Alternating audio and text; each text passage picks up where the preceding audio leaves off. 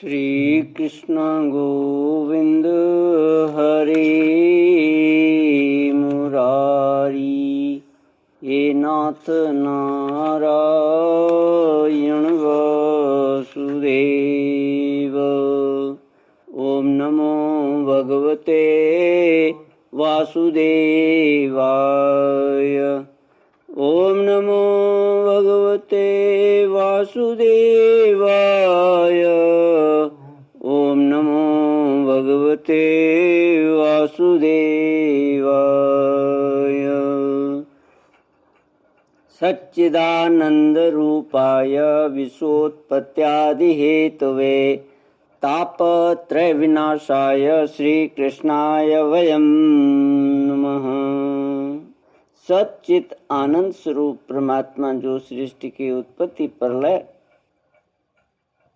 के उत्पत्ति पालन और प्रलयकारी हैं तथा जीवों के आध्यात्मिक आदि दैविक आदि भौतिक तापों को नष्ट करने वाले हैं, अर्थात उनके मानसिक शारीरिक और भौतिक दुखों को दूर करने वाले हैं। उन श्री कृष्ण भगवान को हम नमस्कार करते हैं।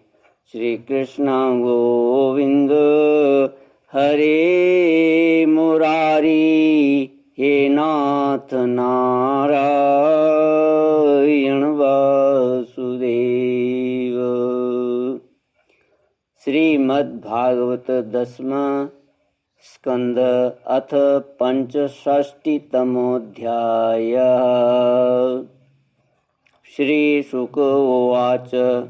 बलभद्र कुरुश्रेष्ठ, भगवान् रथमास्थितः सुहृद्दिदृक्षुरुत्कण्ठः प्रययौ नन्दगोकुलं परिस्वक्तश्चिरोत्कण्ठैः गोपैर्गोपीभिरेव च रामोऽभिवाद्य पितरावासीर्भिरभिनन्दितः। श्री बलराम जी का ब्रजगमन। श्री सुखदेव जी कहते हैं, परीक्षित, भगवान बलराम जी के मन में ब्रज के नंद बाबा आदि स्वजन संबंधियों से मिलने की बड़ी इच्छा और उत्कंठा थी।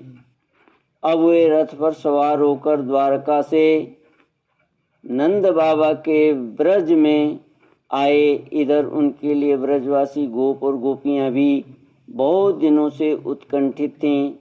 उन्हें अपने बीच में पाकर सबने बड़े प्रेम से गले लगाया।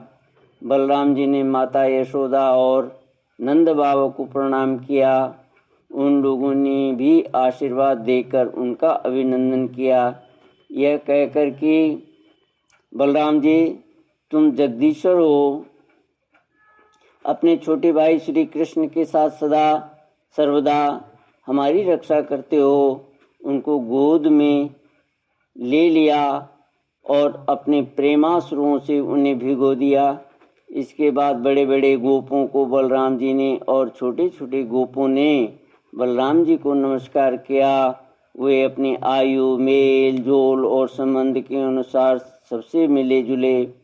ग्वाल बालों के पास जाकर किसी ने हाथ में लाया, किसी ने मीठी मीठी बातें की, किसी को खूब हंस हंस कर गले लगाया।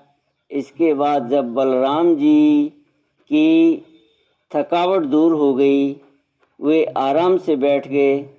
तब सब ग्वाल बाल उनके पास आए। इन ग्वाल बालों ने कमल नयन भगवान श्री कृष्ण के लिए समस्त भोग, स्वर्ग और मोक्ष तक त्याग रखा था। बलराम जी ने जब उनके और उनके घर वालों के संबंध में कुशल प्रश्न किया, तब उन्होंने प्रेम गदगद वाणी से उनसे प्रश्न किया, बलराम जी, वसुदेव जी आदि हमारे सब भाई बंधु सकुशल हैं न? अब आप लोग स्त्री पुत्र आदि के साथ रहते हैं, बाल बच्चेदार हो गए हैं, क्या कभी आप लोगों को हमारी याद भी आती है? ये बड़े सौभाग्य की बात है कि पापी कंस को आप लोगों ने मार डाला और अपने सुहृद संबंधियों को बड़े कष्ट से बचा लिया। यह भी कम आनंद की बात नहीं है कि आप लोगों ने और भी बहुत से शत्रुओं को मार डाला या जीत लिया। अब अत्यंत सुरक्षित दुर्ग किले में आप लोग निवास करते हैं। परीक्षित, भगवान बलराम जी के दर्शन से उनकी प्रेम भरी चितवन से गोपियां निहाल हो गईं। उन्होंने हंसकर पूछा, क्यों बलराम जी, नगर नारियों के प्राण वल्लभ श्री कृष्ण अब कुशल सकुशल तो है ना? क्या कभी उन्हें अपने भाई बंधु और माता पिता की भी याद आती है? क्या वे अपनी माता के दर्शन के लिए एक बार भी यहाँ आ सकेंगे? क्या महाबाहु श्री कृष्ण कभी हम लोगों की सेवा का भी कुछ स्मरण करते हैं? आप जानते हैं कि स्वजन संबंधियों को छोड़ना बहुत ही कठिन है, फिर भी हमने उनके लिए माँ बाप भाई बंधु पति पुत्र और बहन बेटियों को भी छोड़ दिया। परंतु प्रभु, वे बात की बात में हमारे सौहार्द और प्रेम का बंधन काटकर हमसे नाता तोड़कर प्रदेश चले गए। हम लोगों को बिल्कुल ही छोड़ दिया। हम चाहती तो उन्हें रोक लेती, परंतु जब वे कहते हैं कि हम तुम्हारे ऋणी हैं, तुम्हारे उपकार का बदला कभी नहीं चुका सकते, तब ऐसी कौन सी स्त्री है जो उनकी मीठी मीठी बातों पर विश्वास न कर लेती। एक गोपी ने कहा, बलराम जी, हम तो गांव की गंवार ग्वालिनी ठहरी, उनकी बातों में आ गईं, परंतु नगर की स्त्रियां तो बड़ी चतुर होती हैं। भला वे चंचल और कृतघ्न श्री कृष्ण की बातों में क्यों फंसने लगी? उन्हें तो वे नहीं छका पाते होंगे। दूसरी गोपियों ने कहा, नहीं सकी, श्री कृष्ण बातें बनाने में तो एक ही हैं। ऐसी रंग बिरंगी मीठी मीठी बातें गढ़ते हैं कि क्या कहना। उनकी सुंदर मुस्कुराहट और प्रेम भरी चितवन से नगर नारियां भी प्रेमावेश से व्याकुल हो जाती हैं होंगी, और वे अवश्य उनकी बातों में आकर अपने को निछावर कर देती होंगी। तीसरी गोपी ने कहा, अरे गोपियों, हम लोगों को उसकी बात से क्या मतलब? यदि समय ही काटना है तो कोई दूसरी बात करो। यदि उस निष्ठुर का समय हमारे बिना बीत जाता है तो हमारे भी उसकी तरह भले ही दुख से क्यों न हो कट ही जाएगा। अब गोपियों के भाव नेत्रों के सामने भगवान श्री कृष्ण की हंसी, प्रेम भरी बातें, चारु चितवन, अनूठी चाल और प्रेमालिंगन आदि मूर्तिमान होकर नाचने लगे। वे सब बातों की मधुर स्मृति में तन्मय होकर रोने लगीं। परीक्षित, भगवान बलराम जी नाना प्रकार से अनुनय विनय करने में बड़े निपुण थे। उन्होंने भगवान श्री कृष्ण के हृदय स्पर्शी और लुभावने संदेश सुनाकर गोपियों को सांत्वना दी, और वसंत के 2 महीने चैत्र और बैसाख वहीं बिताए। वे रात्रि के समय गोपियों में रहकर उनके प्रेम के अभिवृद्धि करते। क्यों न हो भगवान राम ही जो ठहरे। उस समय कुमुदिनी की सुगंध लेकर भीनी भीनी वायु चलती रहती। पूर्ण चंद्रमा की चांदनी छिटक कर यमुना जी के तटवर्ती उपवन को उज्जवल कर देती, और भगवान बलराम गोपियों के साथ वहीं विहार करते। वरुण देव ने अपनी पुत्री वारुणी देवी को वहां भेज दिया। वह एक वृक्ष की खोडर में बाहर निकली। उसने अपनी सुगंध से सारे वन को सुगंधित कर दिया। मधुधारा की वह सुगंध वायु ने बलराम जी के पास पहुंचाई, मानो उसने उन्हें उपहार दिया हो। उसकी महक से आकृष्ट होकर बलराम जी गोपियों को लेकर वहाँ पहुँचे और उनके साथ उसका पान किया। उस समय गोपियाँ बलराम जी के चारों ओर उनके चरित्र का गान कर रही थीं और वे मतवाले से होकर वन में विचर रहे थे। उनके नेत्र आनंद मद से विह्वल हो रहे थे। गले में पुष्पों का हार शोभा पा रहा था। वैजयंती की माला पहने हुए आनंदोन्मत्त हो रहे थे। उनके एक कान में कुंडल झलक रहा था। मुखारविंद पर मुस्कुराहट की शोभा निराली ही थी।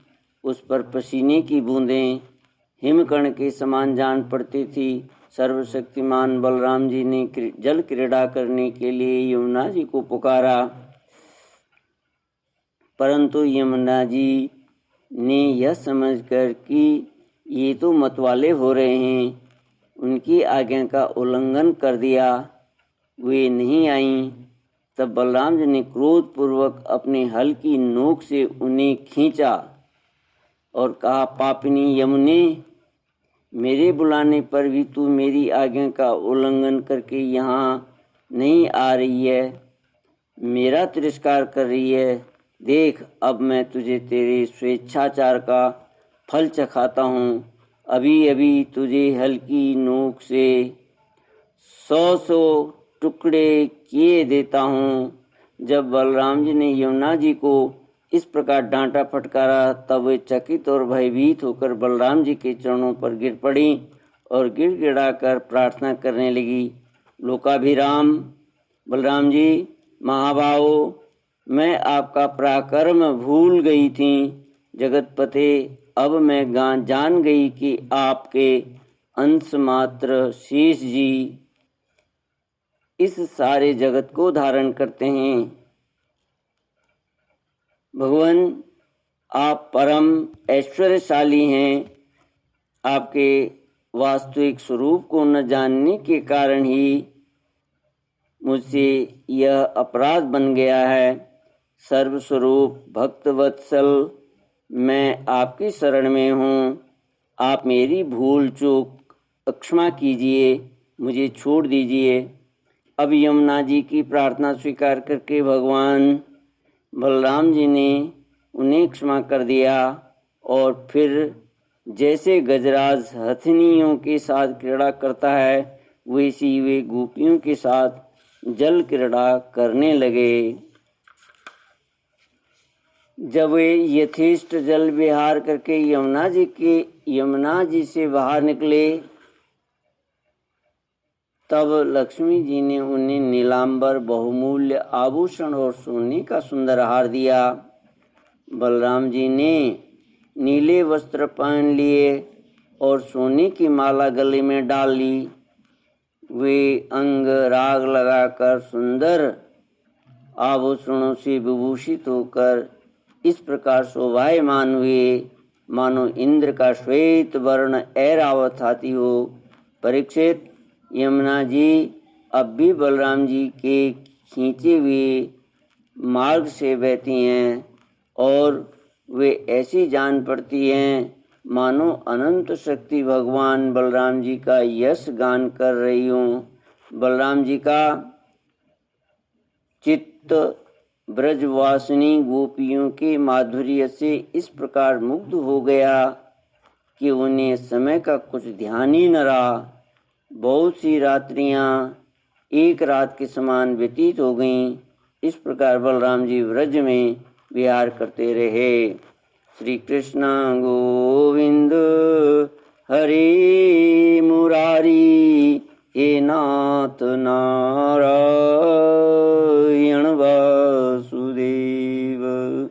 इति श्रीमद्भागवते महापुराणे पारमहंस्यां संहितायां दशमस्कन्धे उत्तरार्धे बलदेव विजये यमुनाकर्षणं नाम 65तमोऽध्यायः। ओम पूर्णमद पूर्णमिदं पूर्णात् पूर्णमुदच्यते पूर्णस्य पूर्णमादाय पूर्णमेवावशिष्यते। ओम शांति शांति शांति। हरि ओम। श्री गुरुभ्यो नमः। हरि ओम।